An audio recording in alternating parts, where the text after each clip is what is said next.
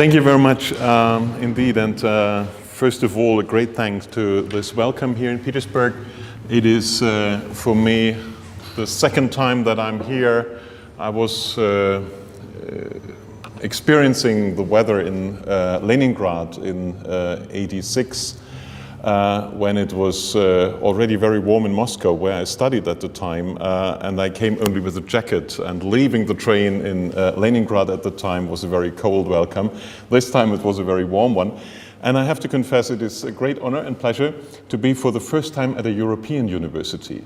It's really a new experience to me. And what I would like to present today is, or can be perceived perhaps as a rather critical reflection upon comparative history. But don't take me wrong, I was trained in the early 80s in an institute department that was very much devoted to comparative history. So all my background is comparative. That is also the reason why we used the first opportunity to create an academic journal in 1990 and called it Comparative. And since I never managed to be at any kind of presentation not being presented as the historian of comparison due to that title, while things have developed a little bit over time, what I would like to do is to go with you through the history of discussions on comparison and alternative methodologies in historiography over the last 20-25 years. And what you will see is that comparative history has been confronted to a couple of challenges and is perhaps located anew in the realm of historical methodology compared to the 70s and 80s. I was a little bit trained in France, and therefore I do it in 3 points, which is the normal way to structure an essay. I would like to focus in the beginning a little bit on the factors influencing historical writing over the past 2 decades. We'll then introduce what the French call transferts culturels. I prefer always the French term because in English as well as in German it doesn't travel very well, because people confuse it always with the transfer of money or with the transfer of technology and see it as a diffusionist concept, while it is exactly the other way around, but I will come back to that. And then I will try to conclude in a way that it might provoke or stimulate further discussion. So, only very briefly, global history is perhaps the fastest growing field within historiography worldwide.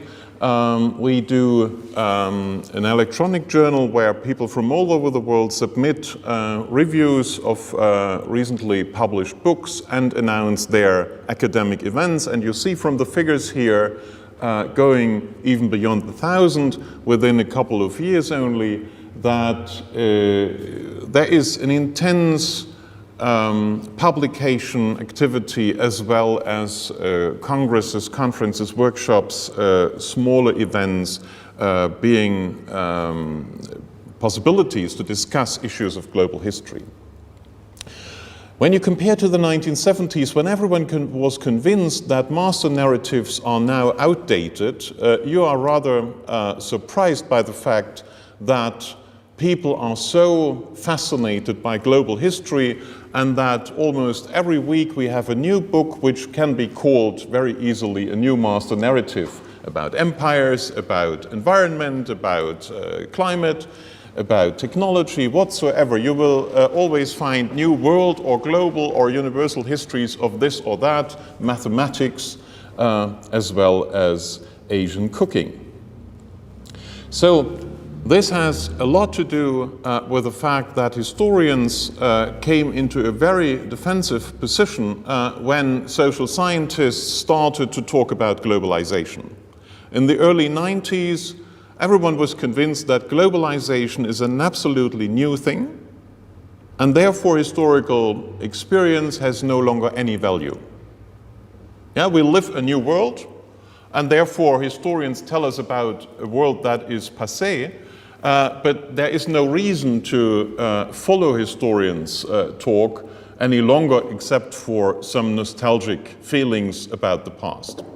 Of course, historians are clever enough to react to that very fast and started to claim that social scientists are wrong and globalization exists already forever, or at least for minimum 100, 200, 300 years, and that will give us new business as historians to explain to the world where globalization comes from.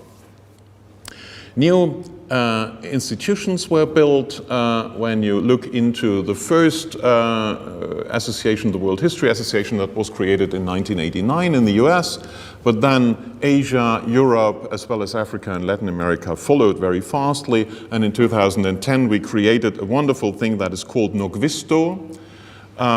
This is the network of organizations in global and world history, and one of my friends from Australia said the next day, we founded it late at night in a restaurant, and next morning he said he had a dream of small orange animals running around in his room. These are NOGVISTOs, because you have to remember this abbreviation. Anyway, what is more important is that more than 50% of all the American colleges now replaced their good old courses, Introduction to Western Civilization, by courses on world or global history, including now much more of the Asian, Latin American, and African part of the world to their introduction. And as you might know, historical education at colleges is not a very professional and specific education for historians only, but it is a sort of civic introduction to everyone who passes college, so to know about where we come from and where we go to. So in the former times it was from Plato to NATO, and nowadays it is from the Big Bang to today's globalization. So there's an enormous shift in the central narrative, or in the narrative central to American colleges as well as to some European ones. So this is only to give you an idea that books really exist, at least the covers exist, new journals emerged, etc. What were the central debates? One debate about globalization was, is it about increasing connectedness? And is that connectedness leading to a more homogeneous world? That was in the beginning a great talk about the effect of Hollywood, that we are all Americanized, our culture will become flat and will become the same around the world. And of course, people dealt with that assumption a lot.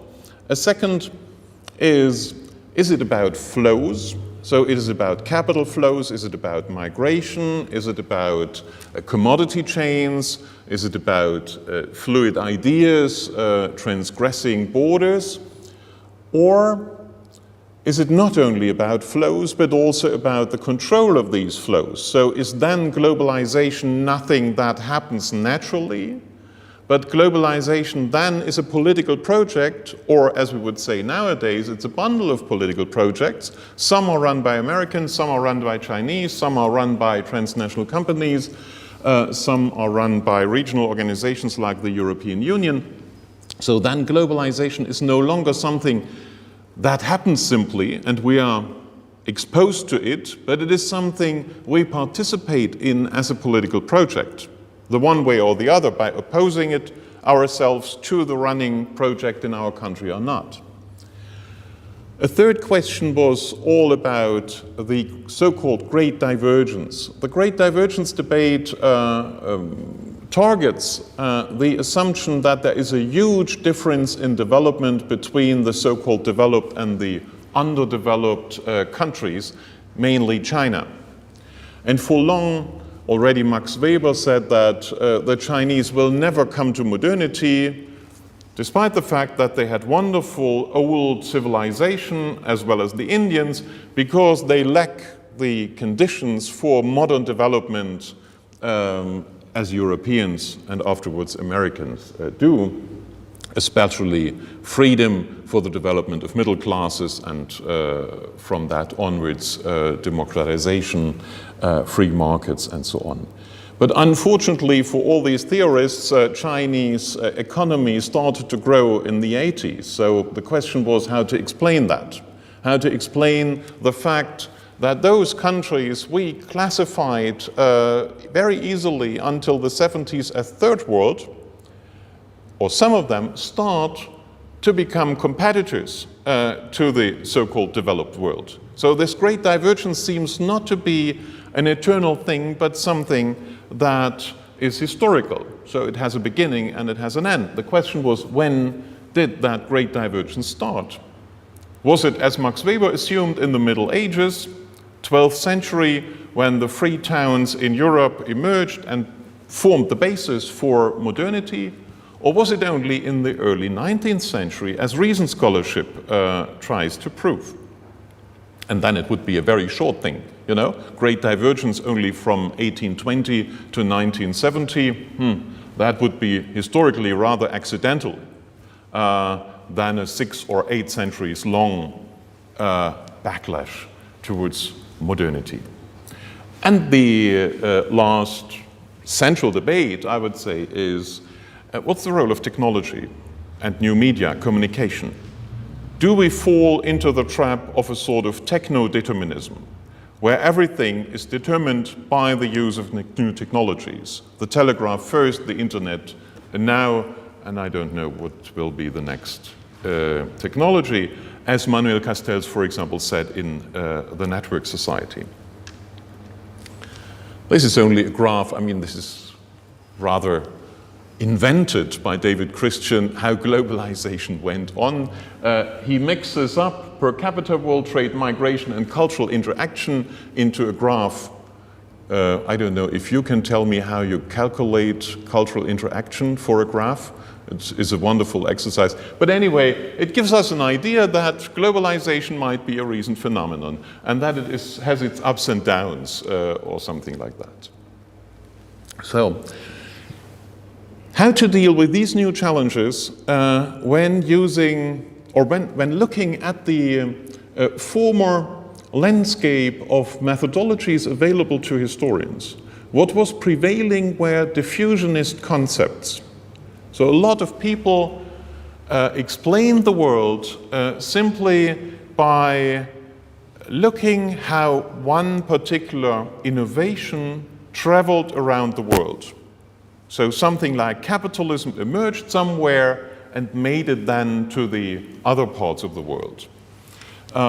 New ideas from the Renaissance times to Enlightenment and later on all the modern ideologies went to the rest of the world and were copied more or less there. The idea was, of course, that some have to catch up with these innovations. That was the main idea of modernization theory. And it was often related to the wonderful story of Western superiority. And all the others had to feel a little bit bad about their lack of innovation and advancement. At the same time, in the beginning of the 90s, area studies made it into history departments. First in the US, and that was very much explicable by the fact that area studies in the US particularly served for purposes of the Cold War. With the end of the Cold War, no need any longer for any area studies. Until 9/11, of course, then they came back. But what area studies people managed to do was to present themselves now as those knowing about the rest of the world that was not integrated into the former narratives. So if you like to open up your narrative of Western superiority towards something new, including India or Chinese, you need area studies people knowing something about India and China. Same for Africa and so on. And that led first to a new boom in comparative history. In the early 90s, more or less everyone wrote comparative histories. Some of them with more caution and others simply rewriting the old narrative of Western superiority.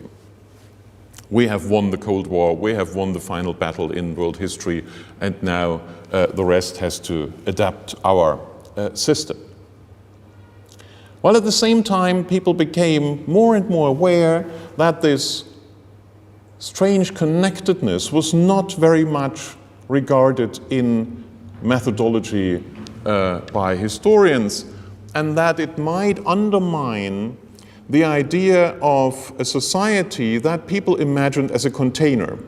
Yeah, a container with clear borders where something is in and something develops, but only within this container, without very much interaction with the rest of the story. And that led to new approaches, and I would like to introduce you to what the French call transfert culturel. Again, a couple of books to prove that it exists really. By the way, also some nice people. You see they are already at the age of retirement, so the story has a certain historical root. So the point of departure was very, very small. It was the question, who is Heinrich Heine? Is it a German or a French writer? As you might know, Heine was born in Germany, hated the Germany of his time, a very reactionary one, very much, and lived in Paris, and was also there at the end of his life at the Père Lachaise. So he is at the same time part of the German as well as of French culture. And when you generalize this experience, you realize that many, many people, many, many cultural phenomena are not only part of one national culture, but of 2, 3, or even more. Why so? Because they became only nationalized from a post-death perspective, or even during their times they became canonized as heroes of one national culture, often in competing terms. It's our Heine, no, it's our Heine, okay, we will do a bilingual edition of his works. What happened to Heine at the time? It was a French, East German team of editors who for the first time brought out a bilingual edition of Heine. And the question was, is there a German part in French history? And the other way around. This was rather shocking at the time because French nationalists were very much convinced that all their French history had French roots back to the 9th century with Charlemagne and going back even to the Romans, etc., etc. All that is, of course, French. And now you realize that many, many Germans traveled into France and made a lot of noise, paperwork, etc. there. Okay, that was acceptable to some French people because inferior Germans traveling to France, integrating into French culture might be okay, but it turned out that it works the other way around as well. So French, even superior French cultural elements are part of German culture. What about these Huguenots living in Germany and being responsible that there is at least a little bit of culture in Prussia up north in Germany? I say that from a Saxon point of view. So all agriculture, all industry is in fact an influence of French, originally French people living there and meshing into this German culture. So, okay. That led then, of course, not only to this funny discovery that there are many, many people moving around and inspiring biculturalism, but it turned into a rather methodological debate. So the question was, what do we do with the traditional idea of a German culture influencing someone else, a French culture influencing someone else, not to speak of civilizing someone else, as it was done in the civilizing mission narratives. The question was, can we learn from cultural theories about appropriation? And you can, when you try to understand this methodological clue, you can compare that with your very individual experiences. Tell something that is very important to you to one of your closest friends. And ask him or her next day what he or she took up. And you will say, unfortunately, this was not what I said or what I believe to have said. Unfortunately, there is a kind of misperception. But this misunderstanding and misperception is not what happens really, because he or she has perceived your story and integrated it into his own or her own mindset, prepared for a certain understanding of your story by his or her own history. Yeah? Normally, I invite my elder colleagues to apply that to the situation with their husbands or wives, and then they look much more inspired to understand now what is wrong at home. But I'm not sure how you will manage this rather bad news.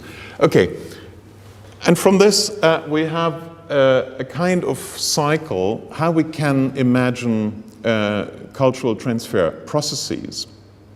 And instead of one culture A sending to B, we have to understand the cycle by looking into how the society that is holding this new cultural element, how it became interested in that story. Why Heine became so important to French society in the mid-19th century and not someone else. Because he answered, obviously, some questions French society raised itself. But in a new way, in a way that was not yet established in France. So there is a search for foreign cultural elements, and that starts the cycle going on. Then we have to look into the concrete social history of people doing that. So there is someone who printed Heine. There is someone who did a review of Heine's novels. There was someone who invited Heine to a salon and made him popular. There is someone who commented on the new things we learned from Heine in French newspapers mid-19th century. Yeah? So there is a whole social history to be discovered in that story. And then is a second step necessary. Now Heine gets appropriated. He moves from his Germanness into, he's something that is now half French. It becomes integrated into French culture. And the last step then is how these societies deal with the appropriate item. Some do that very openly by saying, yes, we have French elements in our culture. So Petersburg is a wonderful example, presenting some of its architecture as of French inspiration. You can read it in all the museums. No one would say this is originally Russian. Other societies try to hide this foreign origin. Yeah? It is not Heinrich Heine, but it is Heinrich Heine, very Frenchly pronounced, so he became part of the French culture. And they try to hide his German origins. And it's even more so with other elements. French society appropriated in the late 19th century a lot of elements from the German university system. When you go now to France and you ask them, where do you have your seminars from? They immediately say, this has French origins. This is back to the creation of the ENS in the late 18th century. No, they sent a lot of academics to Germany to steal that idea. Why? Because they tried to realize why in 1870-71 they have lost the war, and Alsace-Lorraine. So the point is, they appropriated it, and then they translated it into something that is French. Either highlighted or hidden, you will find a lot of elements. So that was, of course, the story here, the methodological clue. And I will now go through a couple of stations this concept traveled through. It started with French-German examples. As I said, Heine, French universities, and I can go through a couple of items more. In 1993, we started to discover that it works also at the regional level, so that you have not always to look at two nation states and national cultures, but that we have particular regions in Europe, but I'm sure you will find them outside Europe as well, who are more active than other regions to grasp new cultural elements from abroad. Saxony can be presented as some of these regions of highly active cultural transfers, simply for the reason that they had always trouble to live between Prussia and Austria, and that they became a kind of French outpost, losing all times at the side of the French. Yeah? So currently we have this 1813 story where the Battle of Nations in Leipzig, everyone tries to hide that the Saxons lost with Napoleon against the Russians, the Prussians, and the Austrians. It's a great deal for Leipzig now to become victorious as well and to be against all historical truth at the sides of the Allies. Anyway, then, and that is important for our comparative history story, it started with a scandal. 1993, there was a wonderful conference in Berlin held on comparative history, the prospects for the future. Yeah? Organized by two main scholars, Jürgen Kocker and Heinz-Gerhard Haupt, who had already been the most prominent scholars in comparative history, at least for the 19th and 20th century, in West Germany. And Michel Espagne, who was one of the authors of this transfer culturel approach, was at that conference, and he gave a wonderful paper on the limits of comparison. And then these prominent organizers made, in my understanding, a great mistake. They excluded his paper from the final volume of the conference, and it was the only one that was excluded. To make it a coherent volume on the progress comparison will do in the future. What happened was that his paper was published in a rather subversive journal in France, Genèse, and became even more prominent than at page 357 to 377 in this collective volume. So it is how you create dissidence from an, sorry, not arrogant, from this dominant position of feeling. And since we have a landscape that is funny, because in France, no one would care very much about the differences between comparison and transfer culturel. Each and every historian would tell you, yeah, it works rather well, you can combine the two, you have to do that in a rather reflexive way, and everything is fine. While in Germany, careers were stopped when you were in the wrong camp. Yeah? PhD students had to be extremely careful if they say in this or that circumstance that they are going with transfer culturel or with comparison and comparative history. And that made the story a very lively one. Okay, there were some victims, but the methodological debate was much more intense than in France. But at the same time, it was an over-exaggerated confrontation, of course, and we had to wait for the retirement of a generation before we ended with the same conclusion the French do, that you can combine the two things. Okay, I am with the time. Oh God, I have to be faster. So what I would like to say is, when you look at the international landscape, the German model of a harsh confrontation of the two approaches is not very representative. My feeling is that the French can very much live with coexistence of the two approaches. Eastern Europe has a predominance of comparative history, and in between we have this wonderful battles. I will come to the non-European historiographies in a minute. Why this high prestige and long tradition of comparative history? My understanding is that there are two origins in the debate, and we shouldn't confuse them.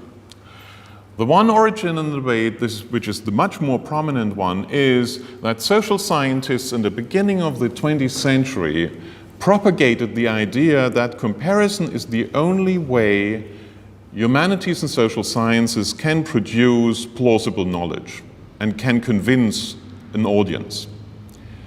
While these natural scientists, they started to look for their prestige, would have the experiment to prove the validity of their arguments. Yeah, you can repeat the story by having the same experiment again. As a historian, you can't do.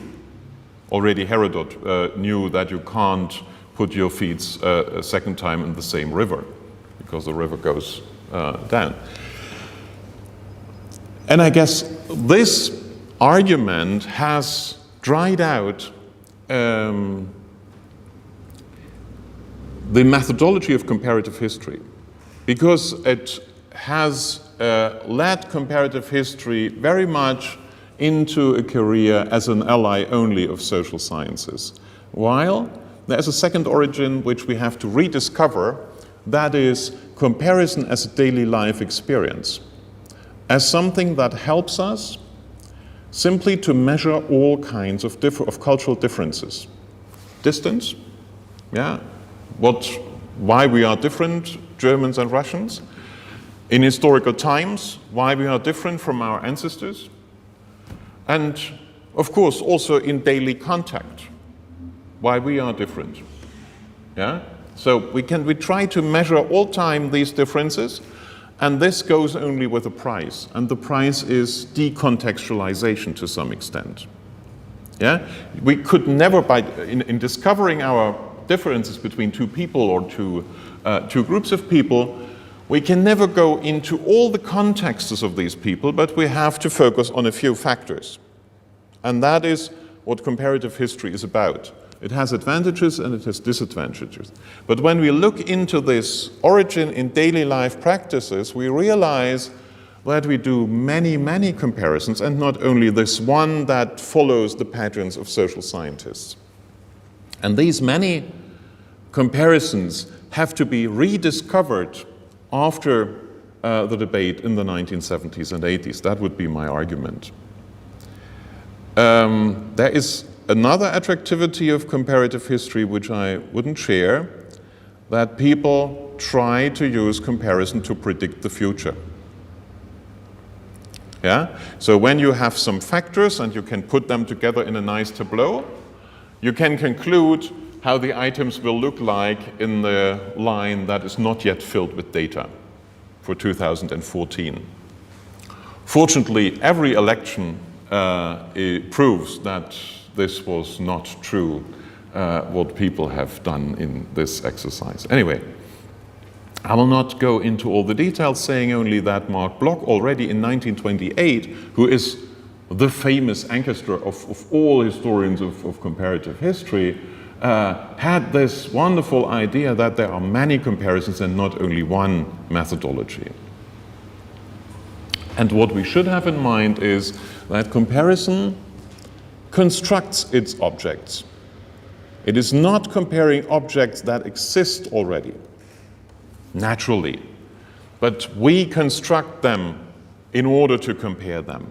And we should be very much aware of that, because that means that we cut all ties that hinder the current comparative operation. And insofar, there's a strong contradiction and tension to the study of cultural transfers. Cultural transfers put emphasis on the ties, on the connections. Comparison cuts these connections and insists on a kind of status where you can identify 3, 4, 5 items for comparative purposes. And this becomes extremely dangerous when comparative historians create nations. And against what they claim to do, opening up for transnational things, comparative historians are often the strongest people constructing nations and nation states, and therefore they might be a little bit out of out of time, and there's discussions about globalization, connectedness, etc. So I will not go into this. 1994, meeting of global historians with the people of Transfer Culturel for the first time. They simply discovered each other at a meeting, and they said, oh, you are discussing the same we do. Yeah, they had simply ignored so far that there is a development of a methodology and there is an attempt to write new narratives. And for the first time, they realized that it might go together, and that on the one hand, Transfer Culturel might serve a methodology to global history, while global historians criticized heavily people doing Transfer Culturel only at the European level, and said, no, look, you have to include the non-European world as well. If not, this is, at the end of the 20th century, nothing that can be accepted.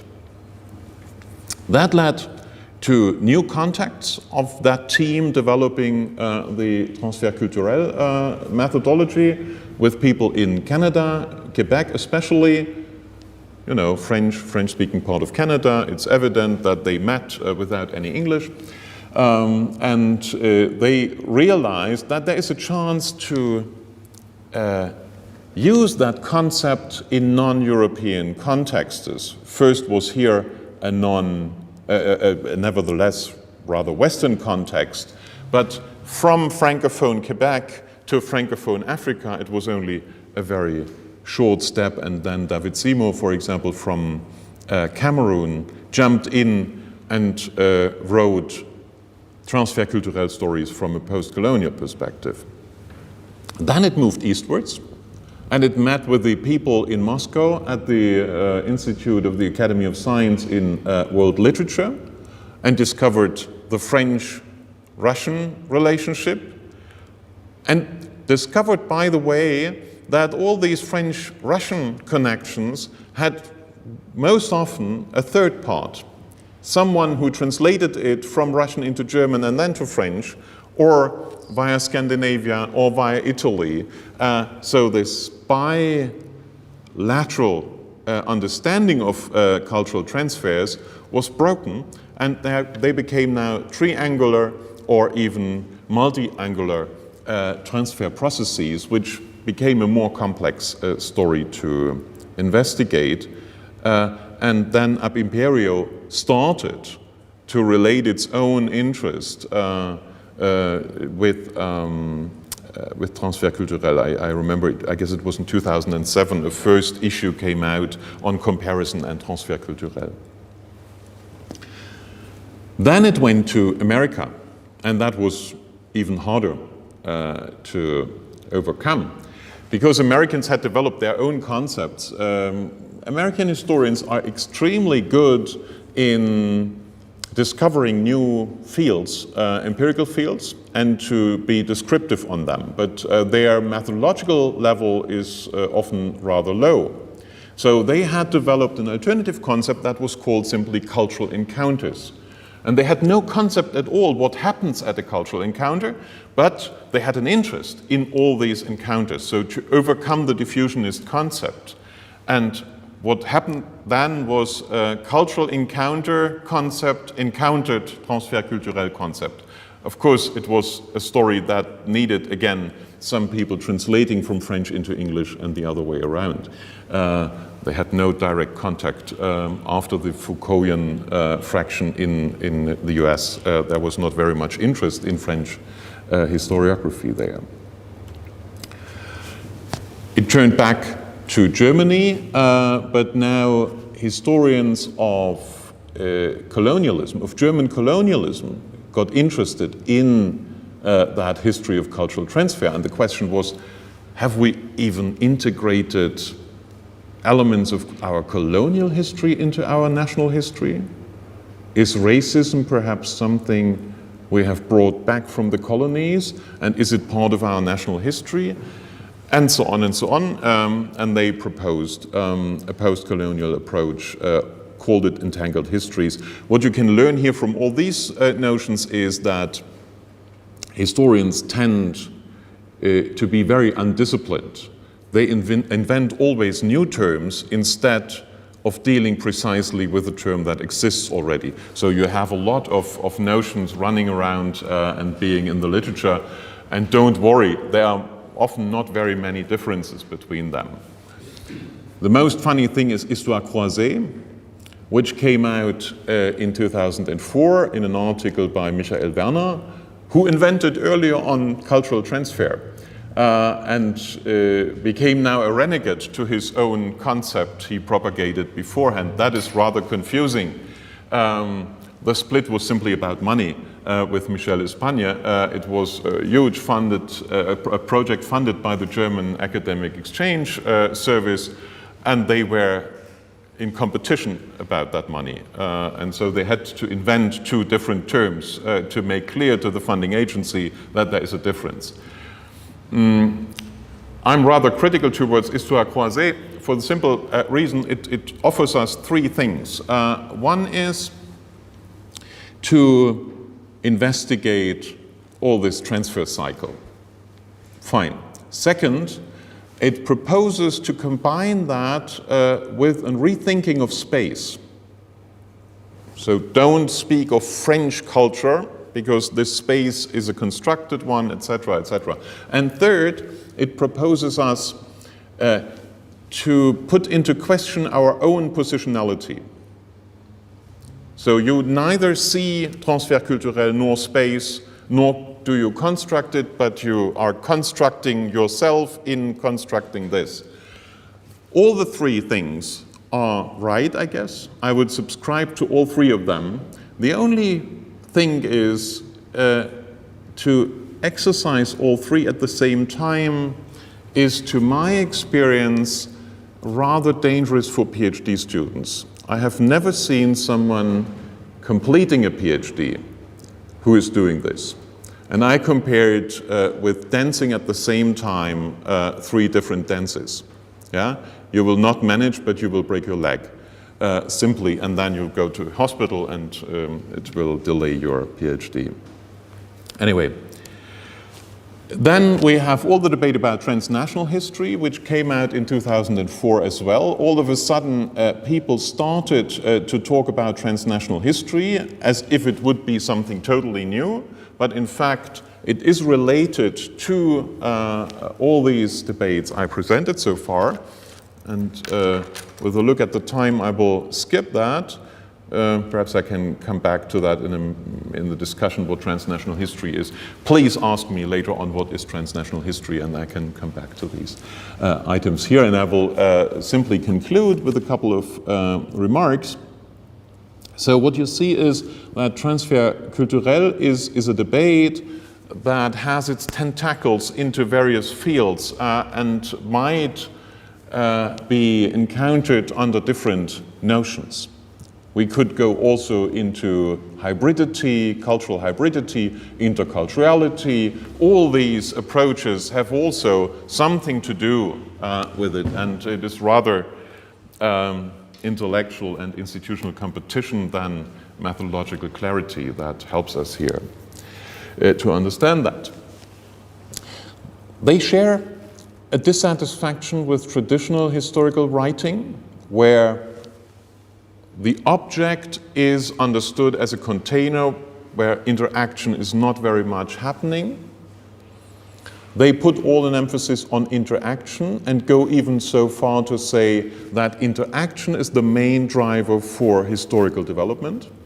So it's not internal factors within a society, as Marxism, for example, was teaching it, that the tensions between classes and so on, or as modern sociology teaches it, that the separation of various spheres, for example, in a society would move the society forward.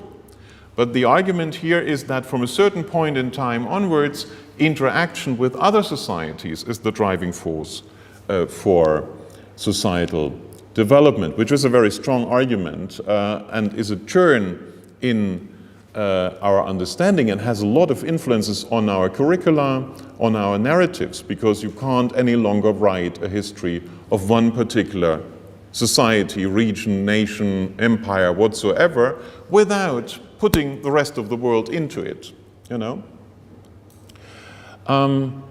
Of course, one of the basic categories of that history is culture. While culture becomes very problematic, of course, when we go out of the box of a nationalized culture, then culture is much more of a search for coherence than a coherent system.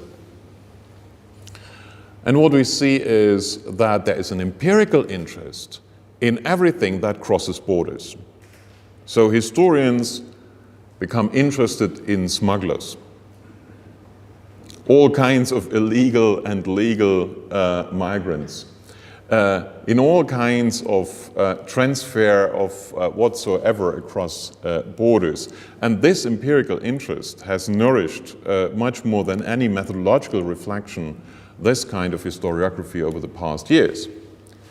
That, in order to save comparative history, turns into a new interest in comparative history. But it's really a new one. So Ken Pomeranz wrote that wonderful book about the Great Divergence in 2000, comparing or asking himself, what do we have to compare with the British Midlands, with Industrial Revolution, when it comes to China? And he argued that southern Spain was as delayed in industrialization as Western China was. So what you have to compare is Yangtze Delta with the Midlands around Birmingham and Liverpool.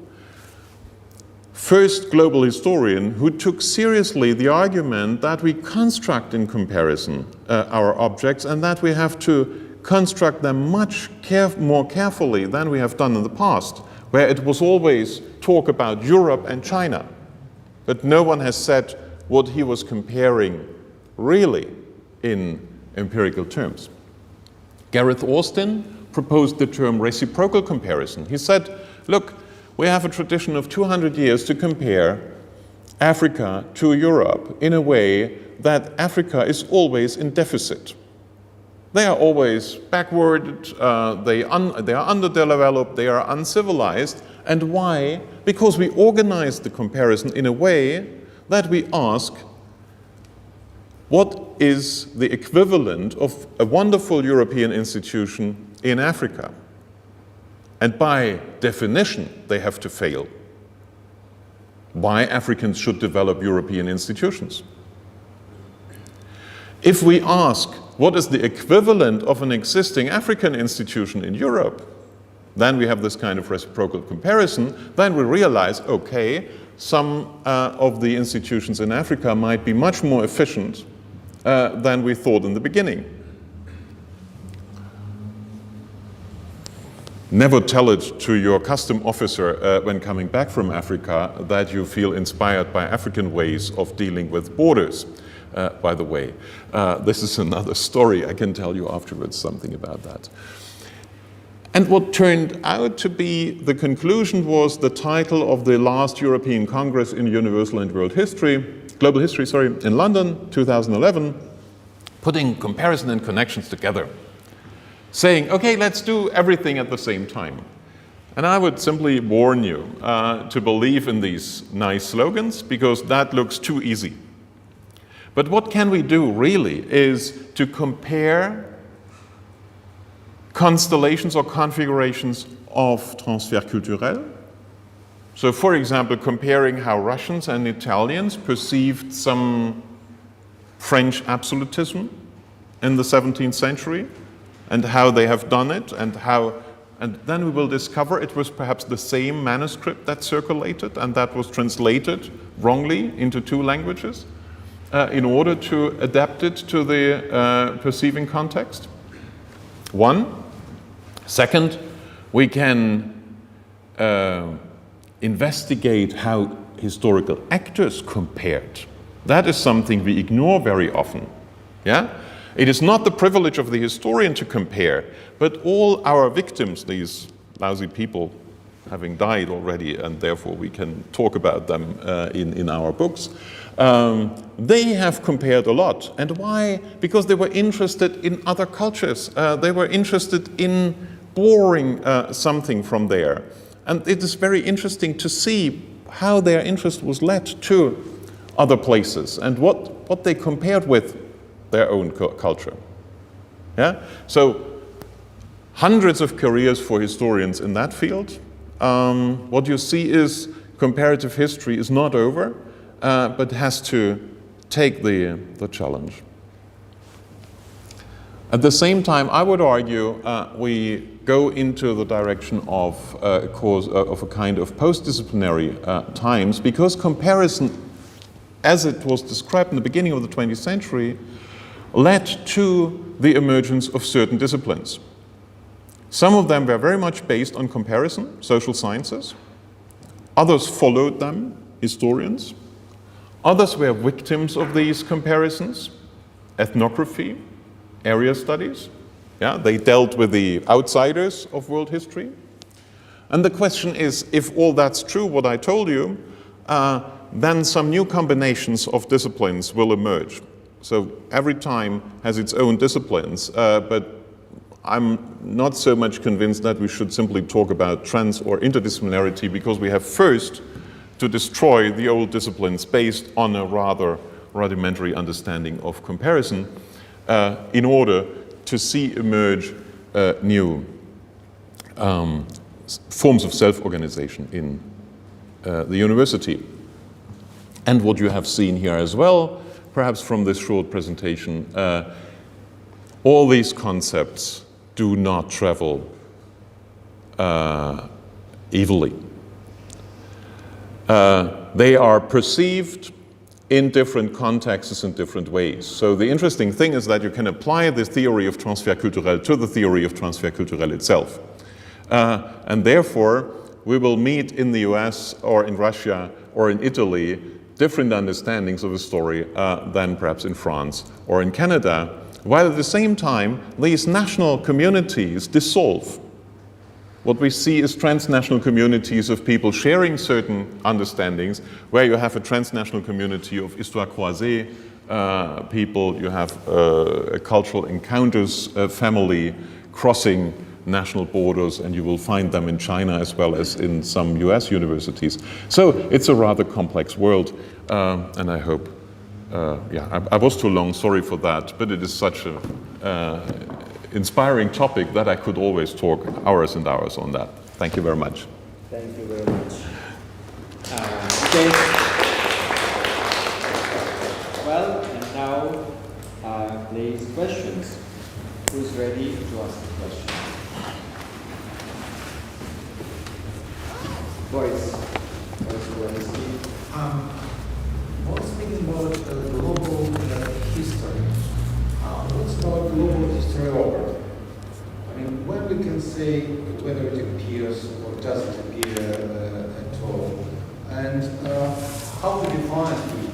Of course, there is a kind of intellectual fashion. Some smart people invent something embarrassing, coining some new smart words, and later it's translated into English and published somewhere in California University Press, and it's become fashionable, right? Yeah. But is it global, phenomenon? And also, that's partially it's pedagogical question. How to train historians in contemporary age when we speak so much and we were obsessed by these global things. Mm-hmm.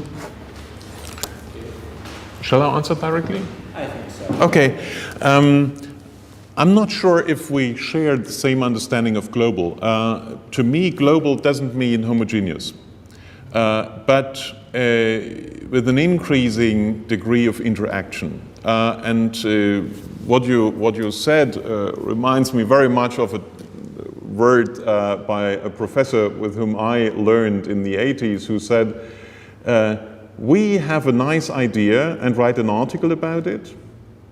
Then Germans in West Germany do a conference on it, and the Americans write the book on it. And perhaps that is the fate of non-Americans, having not the sense of of marketing their ideas in the most clever way. But I guess what we see right now is really a speeding up interaction of historians.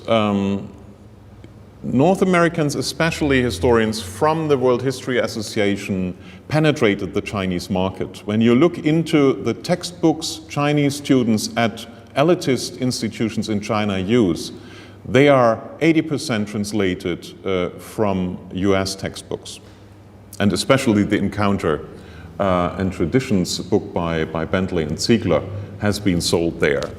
So, on the other hand, we see a lot of French ideas circulating as I try to demonstrate it. All the stories about empire and the new emphasis on empire and imperial history is not only Ferguson and Darwin, but it is also very much influenced by Russian historians and by Russianists outside Russia. Yeah, so there is no one who would deal nowadays with empire who would leave out Russia and the type of colonization Russia has done towards the East. While in former times it was very easy to write only about seaborne empires. So that's number one of the interaction, where I use national terms to describe the interaction, while at the same time you see around the committee, the International Committee of Historical Sciences, which had always these national communities as its basis. What's growing now is the number of thematic but transnational scholarly communities. So in former times there was an Argentinian national committee, there was a Russian committee, there was a German committee. They lose more and more weight within the international organization, but the transnational community of urban historians or of the historians of religious systems, etc., win more and more importance. Their number increases, their contribution to the income of the SISH increases, and their weight within the program of SISH increases. So what we have is all these platforms where transnationally ideas circulate.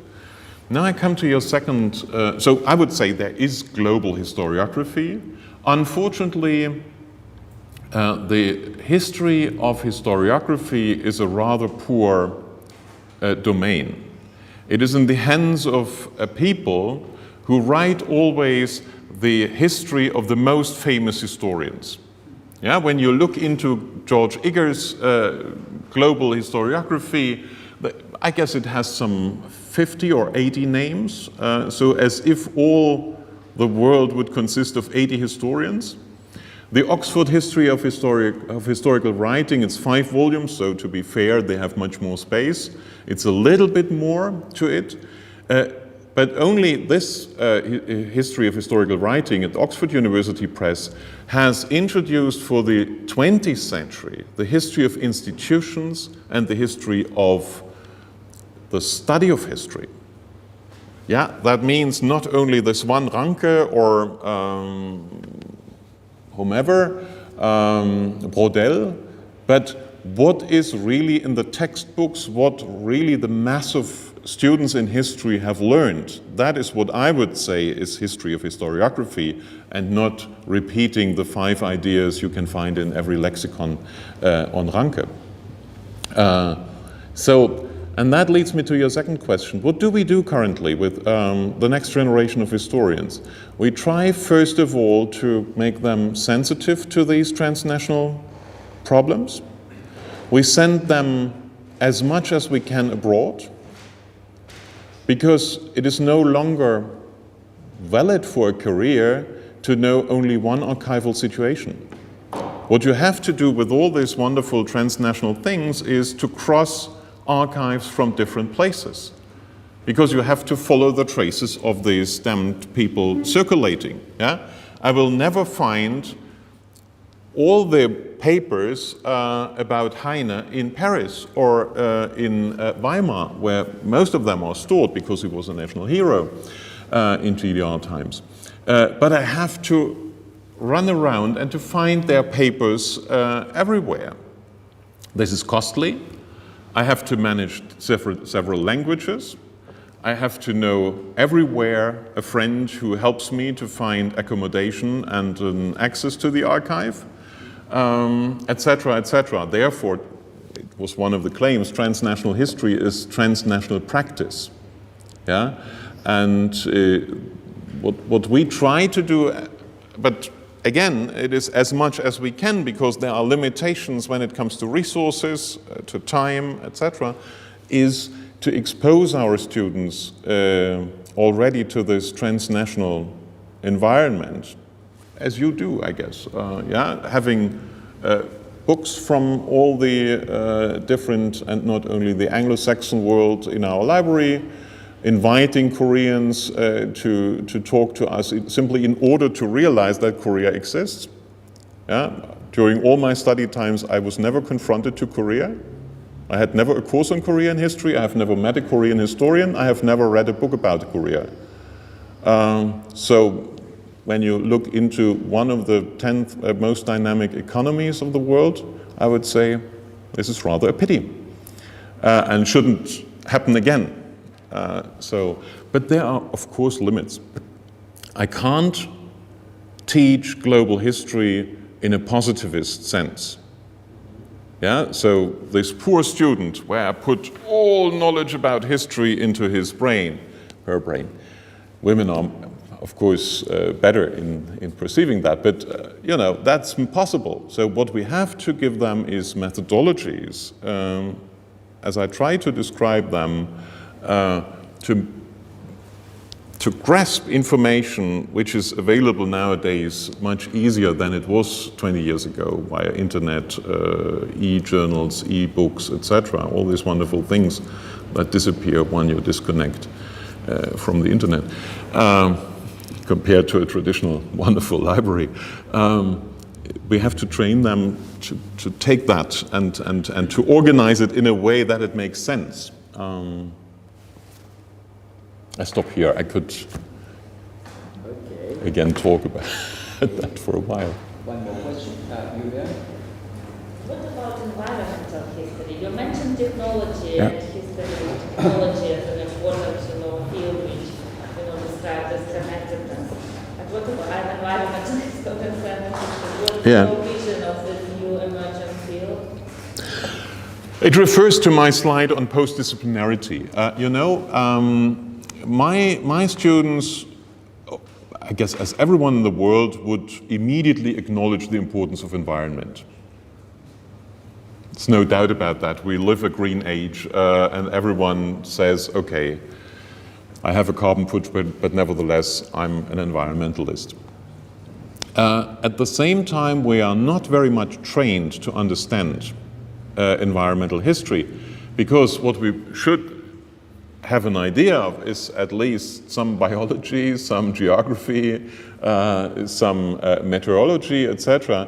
But these are, at least in my country, faculties far away from humanities and social sciences. And they interact much more easily with physics, medicine, and so on.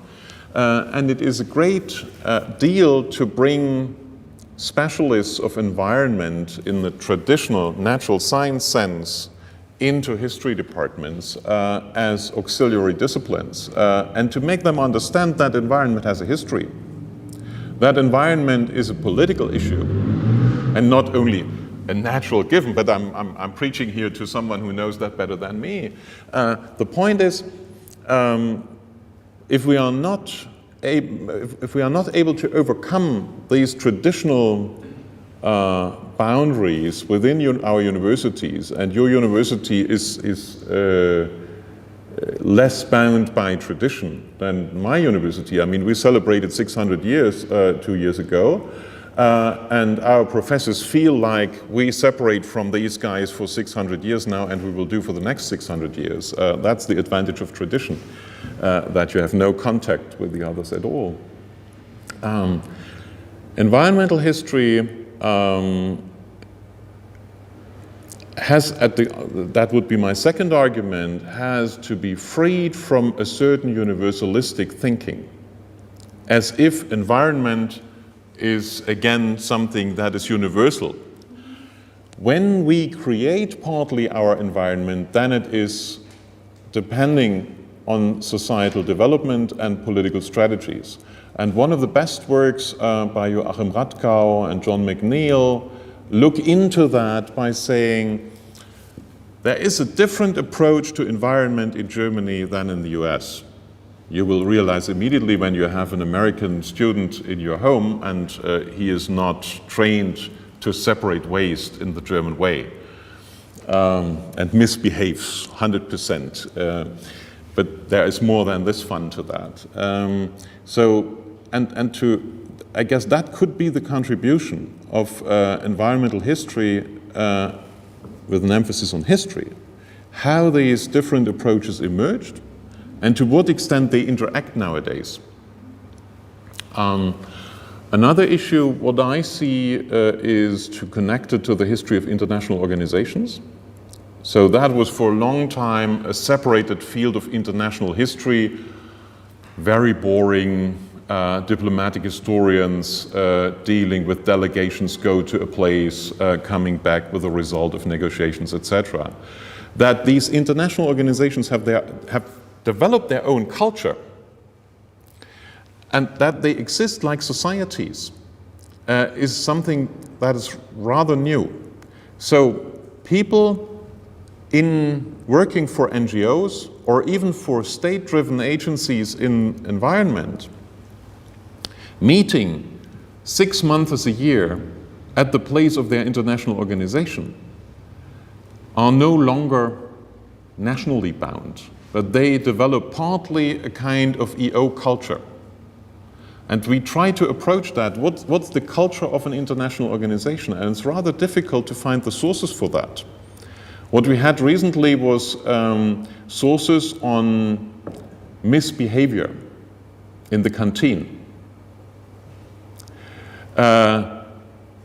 Sexual harassment means different understandings of gender relations within an international organization.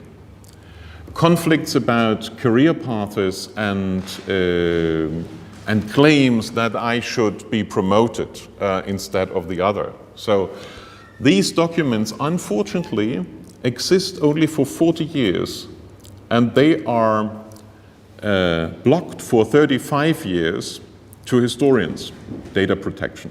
So you have only 5 years to discover that reality, and afterwards these papers are burned. While any state would guard them as in its state archives, yeah? But what you can conclude from these papers is there already an international culture? Is the German who meets for the first time this guy from Ghana really able to overcome all his or her racist assumptions, and so on and so on. So that's interesting, and I would say there is a path that could be explored in the future. Okay, and Sarah? I would like to ask you to talk more about the concept of culture and how it changed during time, because transport history, entangled history, transnational history, they all use the term culture. Yeah. In different terms, different ways, and what happened about that concept? And it is really very problematic. It is. It comes because water cultures, technological cultures, and all other cultures, and we use it, and it works very well. But maybe we talk more about it.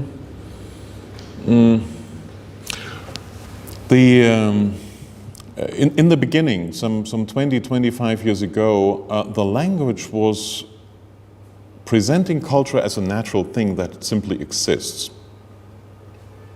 And often with the qualification of a national culture. So there was no doubt when someone was talking about French culture, everyone understood in the room what it is about. So obviously it is about Montesquieu and Apollinaire and I don't know, Mitterrand even. Transfer culturel in the beginning used that the same way, and it was very often when you look into the texts that cultures interacted. My understanding is that this was a little bit against the logic of that approach, but the authors were prisoners of the language of their time. What we realize now is that people talk more and more about how culture comes out and comes to the fore instead of exists already. People of pre-modern times have no problem with that because there it was already clear that culture doesn't exist in that strong institutionalized sense, that even kings went around and lived at different places and were obviously influenced by the places where they met the resources to develop their culture. So, but we can't deny that in the 19th century, cultures developed their own institutions. Libraries, operas, and all that, and they became the framework for a canon of what should be in and what should not be in.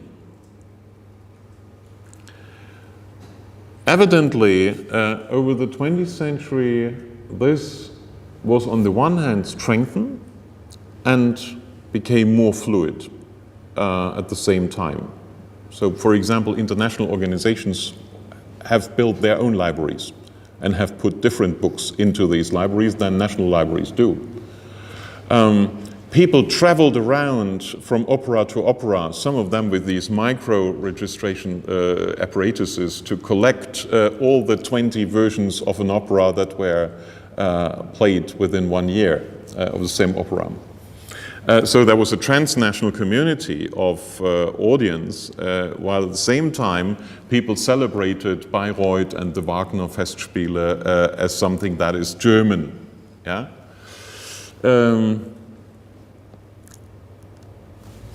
And how do we react now to these double tendencies? That on the one hand, communities, often national communities, but also regional, religious communities, etc., invest a lot of resources into these strategies to build their canon. And on the other hand, we have this transnational fluidity, sometimes institutionalized, but very often rather really fluid. So a student who travels between 3 or 4 universities and has read and has taken notes from 4 different libraries, he is no longer a victim and a prisoner of these canons, but he has created on his computer his own culture, so to speak, to remain only within the realm of libraries, because that's perhaps the closest to us here. And that leads me to a definition of culture that is different from the previous one. In the previous context, we had culture, and afterwards we have asked how individuals relate to that culture. Now we can turn it into how individuals try to establish coherence and call it culture. And do they group together to do so? So culture is the establishment of coherence by individuals and groups. And these groups can be national, or they can call their project national culture. But this is only one among many. And I would argue that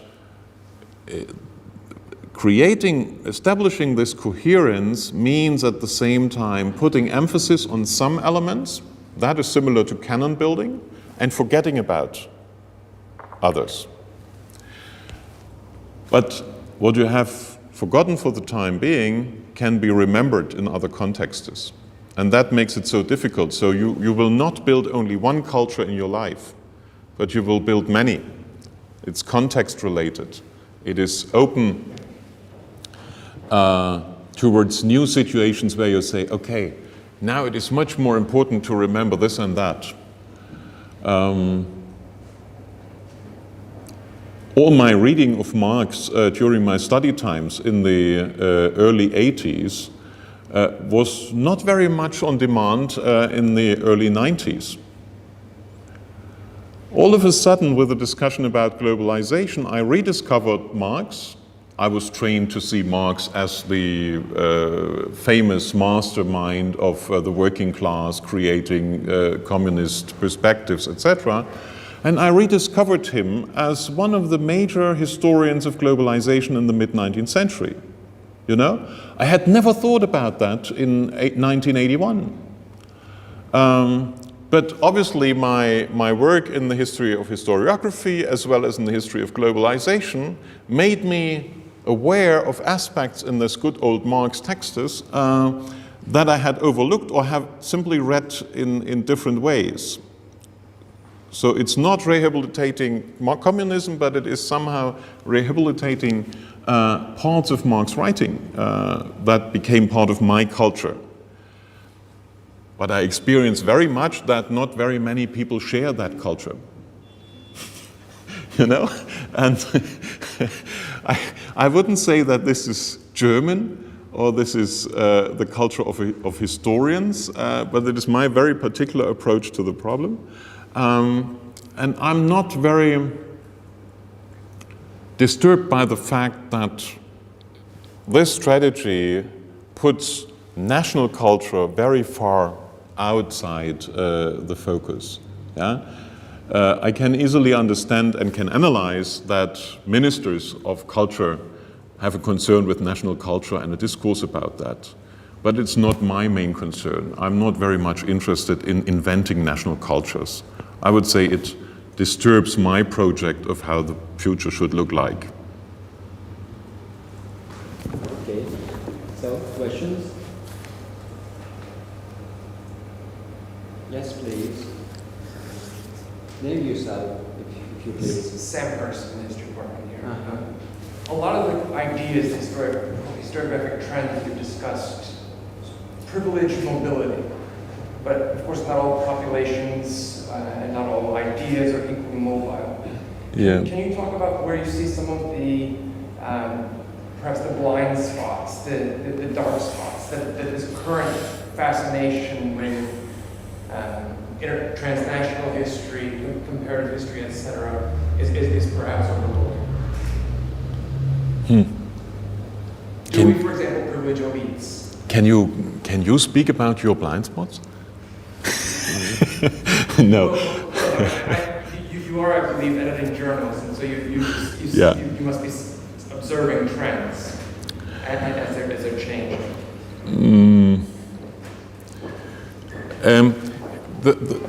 I reacted that way because I'm always surprised when looking into new papers coming in when you talk about my experience as editor, where people again discover mobility, where I haven't seen it beforehand. Yeah. At the same time, I would insist on it is not the dialectics between mobility and immobility, but the dialectics between flow and control that count here. So we have people who are interested in controlling mobility, all kinds of mobility, and to sell a history of immobility as something that is worth to be pursued. So let's speak about folklore, let's speak about historical roots that shouldn't be disrupted, etc., etc. So I see a lot of attempts to develop new ways of controlling flows as the opposite to mobility, and not so much immobility. If that's true for the 11th century, I never believed in the book of Leroy-Ladurie on the ISTRA on immobile history, but because he was giving in his other books very nice examples of mobility, of cultural mobility, etc. But this is not my concern. I'm talking about the last 150 years or so only. And I wouldn't see very much possibility to be immobile in the absolute sense of the word. Of course, you can observe physical immobility, that people stay at a certain place. But then they are confronted to circulating ideas and concepts. They may hide it to themselves that they were circulating ideas. But I wouldn't go so far that someone can, or let's say it the other way around. What we have seen over the last 150 years is that many attempts to stop the integration into what Geyer and Bright called global condition by controlling borders, by stopping the transfer of money across borders, so a state monopoly on money transfer to the external economy, that all these attempts failed. Even our North Korean friends seem to interact very heavily with the rest of the world via their leadership negotiating, via their negotiations about the interaction of families, and so on and so on. So I guess the argument has a lot in it that from a certain point in history onwards, all societies were forced to enter that condition that forced them to participate in this growing emergence of markets, of circulation of ideas, and also, of course, migration, tourism, all kinds of that. But I would say physical mobility is not the essential argument here. If that point is in the mid-19th century, or a little bit earlier, or a little bit later, is a debate, an empirical debate, but it doesn't matter very much for the 20th century, because this point seems to be earlier than 1900 in any case. It's not about blind spots, but again, this is epistemologically really difficult to reflect your own blind spots, at least at the time where you have them. 20 years later, it's easier. So perhaps I can come back. Okay, probably one more or two questions, and of course I have the right probably to reserve one question for myself. Okay? So one more question from the audience, please. Who would like to ask something? Well, yeah, please. My name is James. I'm an affiliated researcher here. I'd like to follow on the last two questions. Speaking of culture as something that can apply to basically any group or even an individual in some sense, my question is why we tend to privilege today still the national culture or the national border as that between which the boundary that matters, where transfers are going across. You mentioned that no history student today can get by without knowledge of two sort of bodies of archives. But it would seem to me that even two personal archives would constitute two bodies of archives, different cultures in that sense, would constitute a possible site of, a necessary site of cultural transfer. So does the current emphasis perhaps continue to privilege the national unit over perhaps class culture or different forms of culture that would be considered internal to a single culture, in sort of the more high culture sense? And if you think that's just How to be brief on that. First, of course, we have the heavy load of tradition. Yeah, I mean, there are many historians who have learned to be national historians, and they earn their money and they do it very simply. And part of the trends towards transnational history is also to me, can be explained as a way how national historians, who are national historians by training, connect to debates on globalization. So in order to jump into the field without moving totally away from their original qualification. The second argument would be that, of course, the national hasn't disappeared. So I wouldn't say that the national is replaced by the transnational or the global, but what we see when comparing late 19th century to our times is that something has changed in the order of spatial references.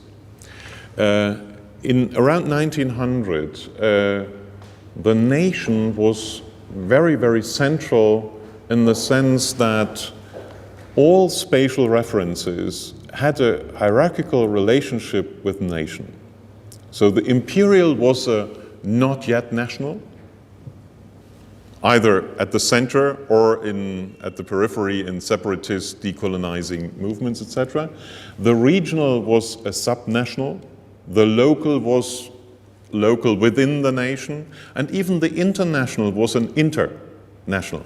So what I call the regime of territorializations was absolutely anchored in the nation and national thinking, even at places where no national boundaries were existing, where no nation was yet built or invented.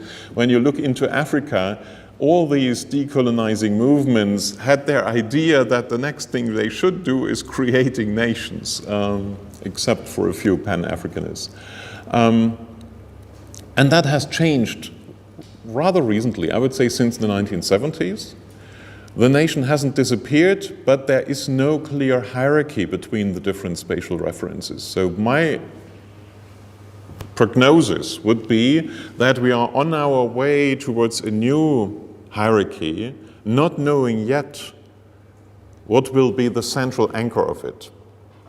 If it will be transnational companies, so that it is more important that you work for Hyundai than you are Russian, or will it be anchored around a world society or international society with the UN at its center, as it was prognosed in the 1990s? One may have its doubts again. So we live simply in a situation where this is open, and therefore some people would say we have to bring, or we have to overcome the nation. That is what one sound is. I very much repeat it here. But at the same time, there are other people saying, no, no, no, no, the nation is back. There are strong arguments why the nation shouldn't be dissolved. Two at least. A lot of Wall Street activists all of a sudden asked their nation state to control financial flows. I was totally surprised by their conservatism.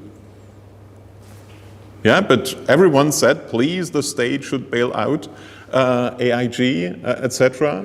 In Germany, last night's elections, yeah, they celebrate Merkel for having put all our money, taxpayers' money, into banks.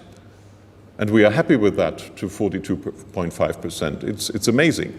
Liberals are voted out, saying bring the state down.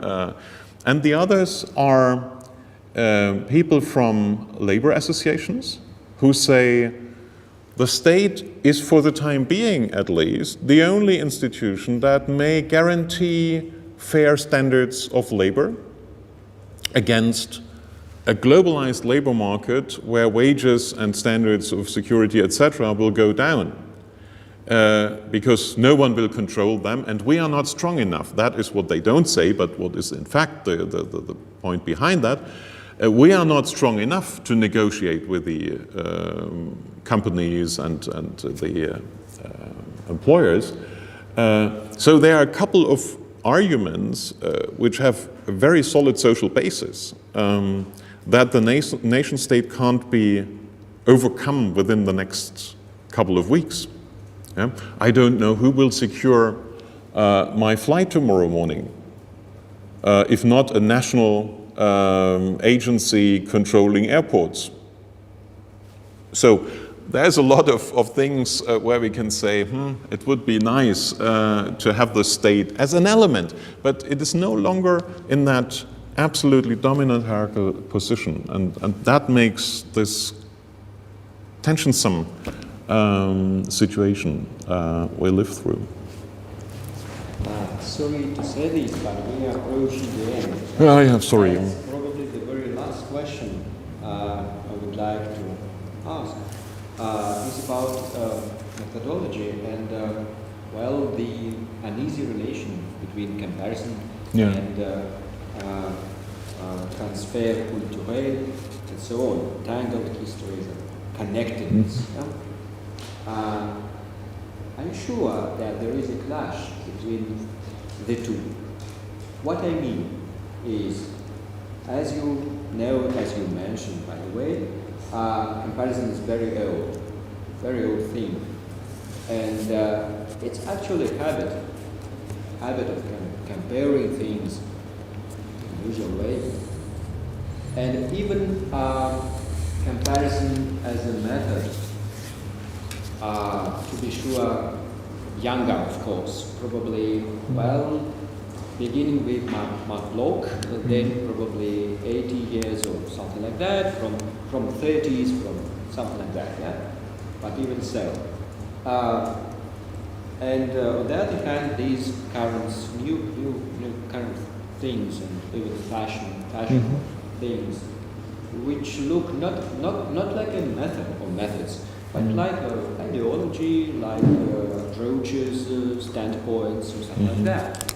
And to my mind, approaches, ideologies, directions, fashions, they cannot overcome a method. They simply exist in different ways, so to say. So for me, it's like a quid pro quo, something strange. And challenges like this famous piece by Michel Spine, not to mention Zimmermann Werner, when they criticize comparative historians for just perpetuating, in this way, national units or national history. Well, this is something strange because Mark Bloch, for instance, quite explicitly mentioned that comparative history should not be exclusively about national cases. That's obviously is not the case. Yeah. So my question is, how serious is this clash or diversity or problem? I mean, from methodological point of view, is so this relation between all these quite beautiful approaches and the method of comparison, and what lesson can we learn from this clash or this encounter, so this debate, so to say?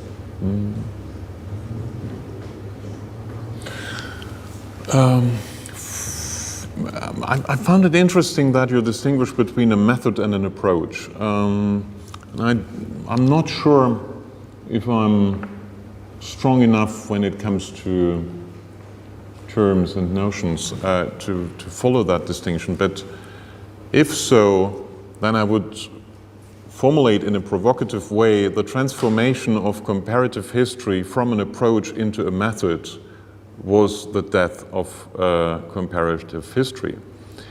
The difficulty with your question is that in general terms one can only say, let's do immediately a peace summit and bring these two things together, combine them in an intelligent way, and let's live in eternal peace, as Kant would have said.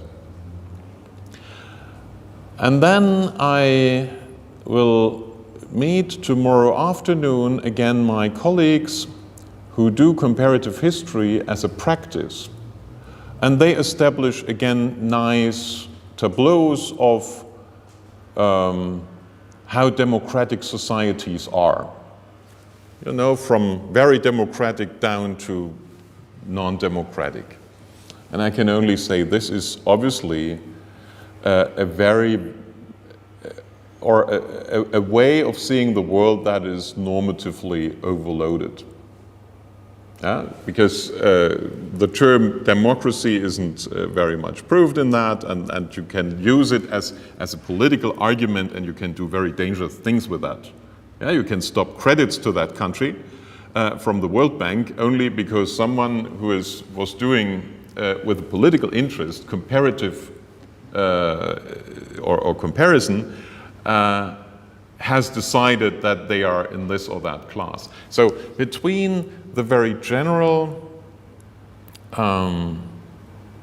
attractivity of comparison and the concrete practice of what some people do under the label of comparison, I would make an enormous distinction. And if all would do comparative history at the level of Marc Bloch, I guess all that debate wouldn't have emerged. But unfortunately, he was killed by the Germans in '44, and succeeding generations were less intelligent. And what they have done, and this happened in the 50s, 60s, was organizing a marriage between modernization theory and comparative history.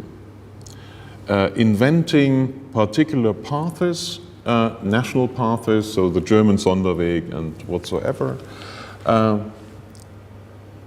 and started to train very, very intensively students on the method of comparison.